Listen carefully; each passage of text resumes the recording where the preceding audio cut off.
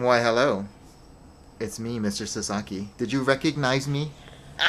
Well, I'm here on a three-part, I'm on a series of three, you'll see. A three-part series on tone. So I have my handy-dandy chart, as you can see. Nothing really professional looking. But we have the word tone here. A triangle. And the three factors, three again, that make up tone on a bowed stringed instrument. Okay, so that's violin, viola, cello, bass, viola da gamba. The most obvious is speed. All right, how fast do we move our bow? The most visual one. Weight. The second most obvious, like how much are we really digging into that string to kind of get that sound to come out? The most elusive, placement. We're placing the bow near the bridge, over the fingerboard, somewhere in between. That's the most sort of varied and interesting one.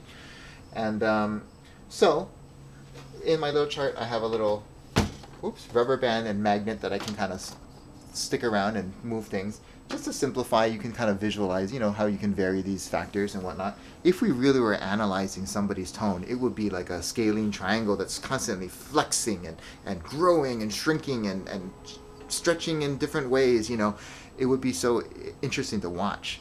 But for our sakes, we really just want to have this simple three concepts here. So let's just talk about a little bit about speed.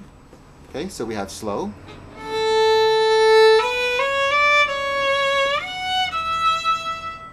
Fast.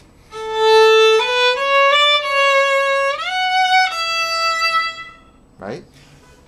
We have placement.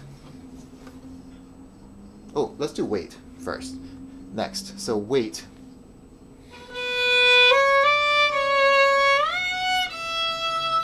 Light. Let's do heavy.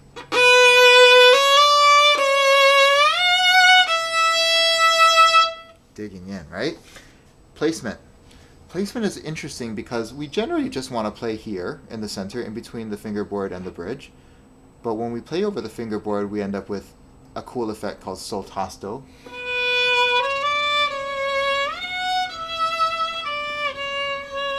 It's kind of an airy, floaty sound, often used in impressionistic music.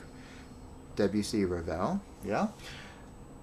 If we go to the other side of placement and we get to the bridge, we end up with ponticello, which is a sort of an icy sound, which is kind of a cool effect as well.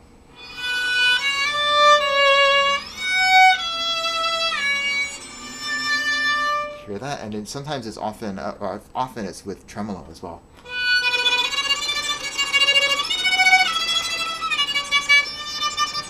Right?